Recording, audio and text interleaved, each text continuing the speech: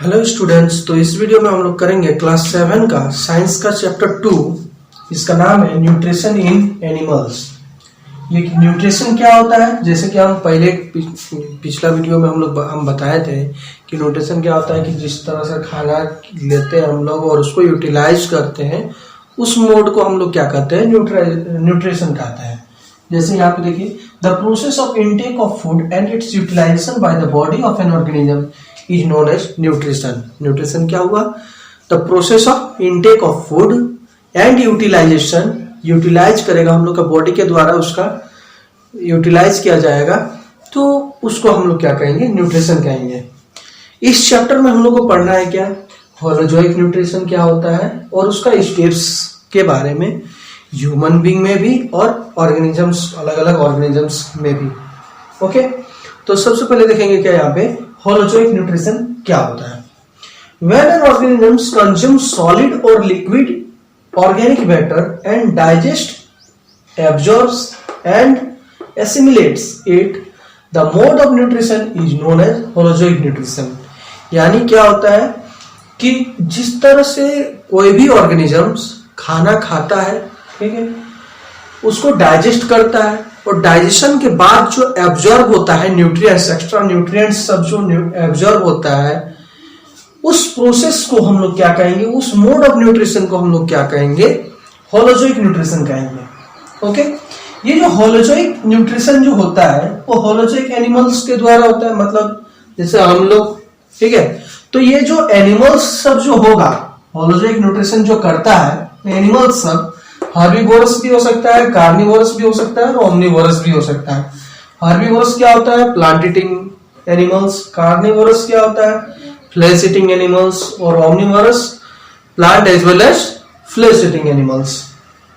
Okay, अब देखेंगे कि होलोजोइक न्यूट्रिशन इन्वॉल्व्स 5 स्टेप्स। क्या क्या है? सबसे पहला है इजेशन। इंजेशन क्या होता है कि मोड ऑफ टेकिंग फूड, ठीक है, जिस तरह से हम लोग खाना लेते हैं उसको हम लोग क्या कहेंगे, इंजेशन। इंजेशन के बाद क्या होता है, डाइजेशन, ठीक है, खाना का डाइजेस्ट करना, वो प्रोसेस डाइजेशन कहलाएगा। उसका एब्जॉर्प्शन। एब्जॉर्प्शन क्या होता है कि उस खाना को क्या किया जाता है, सिंपलर फॉर्म में कन्वर्ट करके जो न्यूट्रिएंट्स से जो हम लोग को मिलेगा वो सारा हमारा क्या कहलाएगा, एब्जॉर्प्शन कहलाएगा।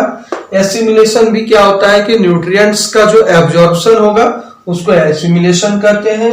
और इजेशन क्या होता है कि जो खाना एकदम जो डाइजेस्ट हो गया, कंप्लीट डाइजेशन प्रोसेस हो गया, उसके बाद आउट जो वेस्ट मैटर रहेगा उसको बॉडी से बाहर करना, वो कहलाएगा हमारा इजेशन। ओके, अब देखेंगे हम लोग न्यूट्रिशन इन एमोइबा। ओके, तो सबसे पहले देखिए, ये एमोइबा क्या होता है, एक यूनिसेलुलर ऑर्गेनिजम्स होता है, ठीक है। एमोइबा क्या है, यूनिसेलुलर यानी सिंगल सेल से बना हुआ ऑर्गेनिजम्स है, ठीक है। और ये जो सिंगल सेल से जो बना हुआ है, इसका शेप और साइज चेंज होते रहता है, और वो किस कारण होता है ना, सूडोपोडिया के कारण। ये क्या होता है कि एमोइबा का फॉल्स फिट, ठीक है, फॉल्स फिट के कारण ये इसका साइज चेंज होते रहता है। और ये किस तरह करके अपना खाना लेता है उस प्रोसेस को हम यहाँ दिखाए हैं। देखिए, सबसे पहले ये जो है ये क्या कहलाएगा, न्यूक्लियस कहलाएगा, और ये फूड पार्टिकल्स, ठीक है। और इसका जो आउटर बाउंड्री जो रहता है न्यूक्लियस एमोइबा का, उसको बोलते हैं सूडोपोडिया। तो ये देखिए यहाँ पे कि सबसे पहले जैसे जो फूड आएगा उसके सामने, या फिर फूड दिखेगा उसको, तो वो क्या करेगा, उसके सामने जाने का कोशिश करेगा, जाएगा, उसके बाद क्या करेगा, धीरे धीरे करके वो फूड पे क्या करेगा, फूड पार्टिकल्स को अपने कब्जे में लेगा, यानी अपना जो है वो फिट वो बड़ा करेगा और उसको कवर कर लेगा, कवर कर लेगा। उसके बाद क्या करेगा, उसको फुल्ली कवर करने के बाद उसको डाइजेस्ट करेगा, डाइजेस्ट करेगा। उसके बाद क्या करेगा, जो भी वेस्ट मटेरियल होगा उसको फिर जिस तरह से लिया था उस तरह से वो फिर वो इजेशन कर देगा, यानी बाहर कर देगा। अब हम लोग देखेंगे न्यूट्रिशन इन ह्यूमन बीइंग में। तो ये है ह्यूमन डाइजेस्टिव सिस्टम, जिसमें इसको कहते हैं माउथ, और यहाँ पे है सैलिवरी ग्लैंड्स। उसके बाद ये कहलाएगा हमारा ओस्फेगस, जिसको बोलते हैं फूड पाइप भी बोलते हैं, इसको फूड पाइप भी कहते हैं। उसके बाद ये है स्टमक, ये लीवर, यहाँ पे पैनक्रियाज है, ये वाला स्मॉल इंटेस्टाइन, और जो ये है ये लार्ज इंटेस्टाइन है, एनस कहलाएगा, और ये अपेंडिक्स कहलाएगा। तो सबके बारे में डिटेल में देखेंगे, सबका अलग अलग काम है। जैसे यहाँ माउथ का यदि हम लोग देखें तो माउथ में क्या क्या पाया जाता है, टीथ रहता है, सैलिवरी ग्लैंड रहता है, टंग रहता है, ठीक है। तो टीथ सब रहता है, टीथ अलग अलग तरह का टीथ है, टाइप्स ऑफ टीथ 4 तरह का है। क्या क्या? Incisor, canine, premolar, molar. Incisor क्या होता है कि आगे का जो पेयर्स, जो 2 पेयर करके जो टीथ रहता है ऊपर नीचे, उसको हम लोग क्या कहते हैं, इंसीजर कहते हैं। कैनाइन क्या होता है, जो नुकीला टाइप का निकला हुआ रहता है, इस तरह करके 2 गो रहता है ये कैनाइन, ठीक है, 1 पेयर ओनली। उसके बाद ये जो है प्रीमोलर, प्रीमोलर क्या कहलाएगा, 2 पेयर, यानी क्या, ऊपर का 2 पेयर करके वो क्या है, प्रीमोलर है। कैनाइन के जस्ट बाद इधर 2 पेयर, इधर 2 पेयर, वो क्या है, प्रीमोलर है, ठीक है, प्रीमोलर टीथ। और मोलर टीथ जस्ट इसके अंदर वाला 3 पेयर, 3 पेयर इधर, 3 पेयर इधर, और जस्ट जितना ऊपर में है उतना नीचे में भी उसी तरह करके है। यानी क्या, इंसीजर के पीस हो जाएगा, इंसीजर का टीथ हो जाएगा 4 गो। ये कितना हो जाएगा ना, 1 पेयर ऊपर में है तो नीचे में भी 1 पेयर, यानी 2 पेयर, यानी 2 पेयर मतलब क्या, 4 गो, ठीक है। ये सॉरी, यहाँ पे इंसीजर कितना हो जाएगा, 4 4 8 हो जाएगा इंसीजर टीथ। कैनाइन टीथ हो जाएगा हमारा 4, प्रीमोलर हो जाएगा 2 पेयर यानी 8, और ये हो जाएगा 3 3 6 6 12। देखिए 32 दांत हो रहे हैं, देख लेते हैं, 12 12 24 24 और 8 32, ठीक है। तो ये थे हमारे टाइप्स ऑफ टीथ के बारे में। अब क्या है, ये सैलिवरी ग्लैंड, ये क्या करता है, एक डाइजेस्टिव जूस टाइप का डाइजेस्टिव एंजाइम्स प्रोड्यूस करता है। वो क्या करता है, जो माउथ में जैसे हम लोग खाना लेते हैं, जैसे उसमें सैलिवा मिलेगा तो वो जो कार्बोहाइड्रेट पार्ट है उसको वो डाइजेस्ट कर लेता है, ठीक है, माउथ में ही।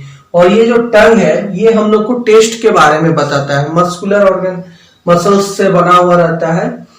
ये क्या हम लोग को बताएगा, टेस्ट के बारे में। जैसे टंग का एकदम अंदर तरफ जो पार्ट रहता है वो बीटर वाला टेस्ट बताएगा, कि जो ये सब जितना भी है अलग अलग जगह पे टेस्ट बड कहते हैं ये सब, तो अंदर वाला जो टेस्ट बड रहता है वो बीटर टेस्ट करवाता है।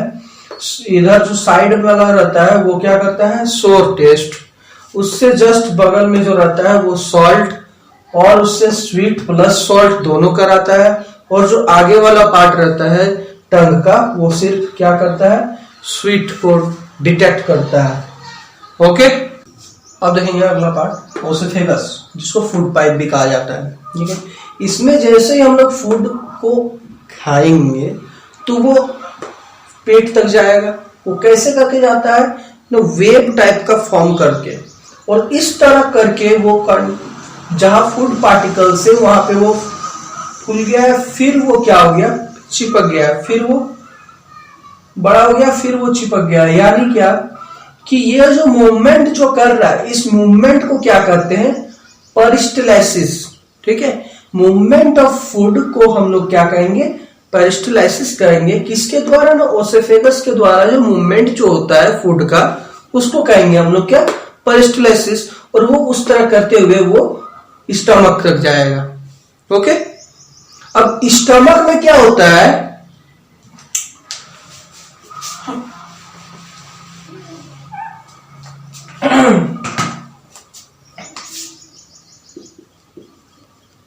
स्टमक गैस्ट्रिक ग्लैंड भी कहा जाता है,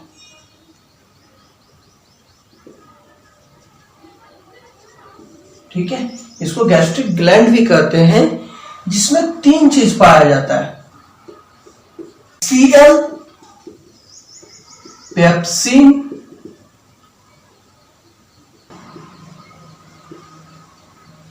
ठीक है। तो HCl क्या करता है, जो फूड जो आया उस फेगस के थ्रू उसको क्या करेगा, हाइड्रोक्लोरिक मतलब एसिडिक बना देगा फूड को, ठीक है, पूरा मिलाएगा फूड को पेट के अंदर में। और ये जो पेप्सिन क्या करता है, वो जो फूड जो रहता है उसमें से वो प्रोटीन यानी इसको फूड को किसमें कन्वर्ट करेगा, एमिनो एसिड में, और वो प्रोटीन जो न्यूट्रिएंट्स रहेगा, प्रोटीन वाला पार्ट्स, उसको वो डाइजेस्ट कर जाएगा, ठीक है। और ये मस्कस क्या होता है कि एक इनर पार्ट रहता है इसमें स्टमक के अंदर में, ताकि वो किससे प्रोटेक्ट करता है, वो प्रोटेक्ट करता है HCl से, ताकि वो जो एसिड जो है हाइड्रोक्लोरिक एसिड वो स्टमक का जो मसल्स रहता है उसके साथ उसको इफेक्ट ना पहुंचाए। इसलिए उसके अंदर में लाइनिंग अंदर तरफ एक सरफेस रहता है जिसको कहा जाता है क्या, मस्कस। ओके,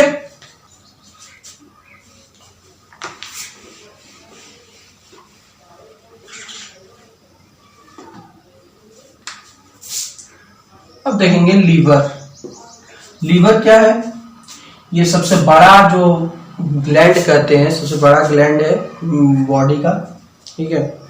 और ये क्या करता है, जो फैटी जो फैट वाला चीज, जितना भी न्यूट्रिएंट्स रहेगा हम लोग को जो खाना से मिलेगा, फैट वाला सब्सटेंस को ये डाइजेस्ट करने में ये हेल्प करता है। ओके, लीवर क्या करता है, जो फैटी एसिड को और क्या फैट को क्या करता है, वो डाइजेस्ट करता है, डाइजेस्ट करने में हेल्प करता है। इसके पास दो चीज रहता है, एक बाइल जूस और एक बाइल सॉल्ट।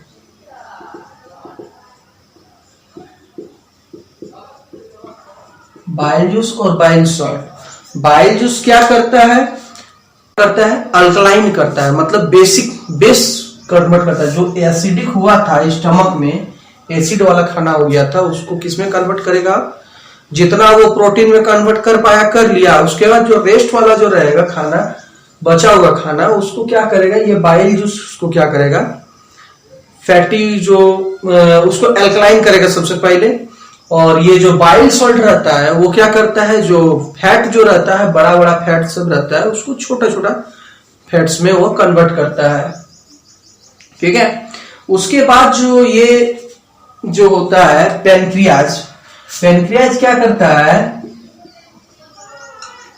पैनक्रियाज ये क्या करता है कि जो खाना जो सेंड होता है, उसके बाद लीवर के बाद जो हुआ जितना भी ग्लैंड जो वो प्रोड्यूस किया, लीवर दिया उसको खाना फूड में, उसके बाद वो पैनक्रियाज क्या करता है, जो भी खाना बेसिक वाला खाना हो जाता है, मतलब जो अल्कलाइन वाला खाना रहता है, उसको डाइजेस्ट करने में हेल्प करता है पैनक्रियाज, और फैट वाला को भी वो डाइजेस्ट करता है, ठीक है। इसके ये जो पैनक्रियाज है, इसके पास रहता है ट्रिप्सिन, लाइपेज। ट्रिप्सिन क्या करता है ना, जो अल्कलाइन वाला फूड रहेगा उसको डाइजेस्ट कर देता है, और लाइपेज क्या करता है, जो फैटी वाला जो रहता है उसको डाइजेस्ट करता है, फैट को। अब उसके बाद है हमारा स्मॉल इंटेस्टाइन। स्मॉल इंटेस्टाइन में क्या होता है, इंटेस्टाइन, इसमें क्या होता है कि जो फूड पार्टिकल्स का जो रहता है कंप्लीट डाइजेशन यही स्मॉल इंटेस्टाइन में होता है, और जितना भी जो डाइजेस्ट होगा उसका एब्जॉर्प्शन भी होता है इंटेस्टाइन में ही, स्मॉल इंटेस्टाइन में और लार्ज इंटेस्टाइन में। इंटेस्टाइन में क्या होता है कि जो न्यूट्रिएंट्स जो हुआ डाइजेस्ट कर गया, उसके बाद जो न्यूट्रिएंट्स से जो हम लोग को मिलेगा, एनर्जी जो मिलता है, वो एब्जॉर्ब होता है यहाँ स्मॉल इंटेस्टाइन के द्वारा ही। स्मॉल इंटेस्टाइन के अंदर में क्या रहता है, ये हुआ स्मॉल इंटेस्टाइन, तो इसके अंदर में बहुत ही इस तरह विल्ली ब्लड वेसल्स बना हुआ रहता है, और वो क्या करता है, फूड को वो एब्जॉर्ब करता है, उस फूड से जो मिलता है न्यूट्रिएंट्स को एब्जॉर्ब करता है, ठीक है। लार्ज इंटेस्टाइन में क्या होता है, जो एक्स्ट्रा वाटर जो रहता है उसमें present large intestine, large intestine में क्या होता है, जो एक्स्ट्रा वाटर प्रेजेंट रहता है उसको एब्जॉर्ब करता है, और वो भी एब्जॉर्ब करता है कौन ना, उसमें भी विल्ली प्रेजेंट रहती है, विल्ली लाइक स्ट्रक्चर, इस तरह का स्ट्रक्चर उसमें भी प्रेजेंट रहता है, ब्लड वेसल्स रहता है और वो एब्जॉर्ब करता है। और लास्ट में है एनस, एनस के थ्रू क्या होता है, जितना जो भी वेस्ट रहेगा पार्टिकल्स उसको बाहर निकाला जाता है। और एक है यहाँ पे हमारा अपेंडिक्स, अपेंडिक्स क्या करता है, वो बहुत ऐसा मतलब जैसे सेलुलोज जो होता है वो काफी मुश्किल होता है डाइजेस्ट करने में, तो उसको ये डाइजेस्ट करता है। तो पहले जो भी हम लोग के पूर्वज लोग थे वो क्या घास हुआ मतलब प्लांट्स पे ज्यादा डिपेंड करते थे, तो उसके लिए ये जरूरत पड़ता था डाइजेशन के लिए। अब ये कभी मतलब अब जो रहता है उसमें हम लोग यूज नहीं करते, उतना इसका इस्तेमाल नहीं होता है। ओके, अब हम लोग देखेंगे न्यूट्रिएंट्स इन रूमिनेंट। रूमिनेंट किसको कहेंगे, जो जानवर जो घास खाते हैं या फिर उसके पत्ते जो खाते हैं उसको कहते हैं क्या, रूमिनेंट्स कहते हैं। रूमिनेंट्स का जो डाइजेस्टिव जो रहता है डाइजेशन का प्रोसेस वो 4 चैम्बर में होता है। 4 उसका जो स्टमक जो है वो 4 पार्ट में डिवाइड किया हुआ है। सबसे पहला है क्या, रूमेन है, उसके बाद रेटिकुलम है, उसके बाद ओमासम, उसके बाद ओवामासम। तो खाना ये किस तरह का लेते हैं, सबसे पहले जो फूड पाइप से जो लेते हैं ओसेफेगस से रूमेन में जाता है। रूमेन सबसे बड़ा चैम्बर रहता है, ठीक है। उसमें क्या करता है, वो सेलुलोज को डाइजेस्ट करता है। जैसे खाया उसके बाद वो डायरेक्ट वो कहाँ चल जाता है, रूमेन में चल जाता है। रूमेन में क्या होता है कि वो डाइजेस्ट करता है सेलुलोज को, ठीक है। और जब फिर उसके बाद कहाँ भेज दिया जाता है, रेटिकुलम में। रेटिकुलम में क्या करता है कि food is digested and converted into fluffy mass called कड, यानी फूड को क्या किया जाता है, डाइजेस्ट किया जाता है, ठीक है। उसके बाद यहाँ पे एक प्रोसेस होता है, रेटिकुलम जब रेस्ट करता है जानवर सब, तब क्या करता है, उस खाना को, ये जो कड वाला पार्ट जो है उसको क्या करेगा, फिर माउथ तक ले आएगा। उसके बाद धीरे धीरे उसको चबाते हुए उसको कहाँ भेजेगा, ओमासम में। ओमासम में क्या होता है, ये स्मॉलेस्ट चैम्बर रहता है और वहां वाटर को एब्जॉर्ब किया जाता है। जिस तरह ह्यूमन बीइंग का जो एब्जॉर्ब होता था, विलीज सब प्रेजेंट रहता था, यहाँ पे भी वैसे ही विलीज रहता है, जिसमें वो जो ब्लड वेसल्स रहता है जिसमें वाटर को एब्जॉर्ब होता है। उसके बाद उसको भेज दिया जाता है कहाँ, ओमासम में, जिसमें इसका जो प्रोसेस जो कंप्लीट डाइजेशन है वो यहाँ पे कंप्लीट हो जाता है। उसके बाद ये जाता है स्मॉल इंटेस्टाइन में, उसके बाद लार्ज इंटेस्टाइन में,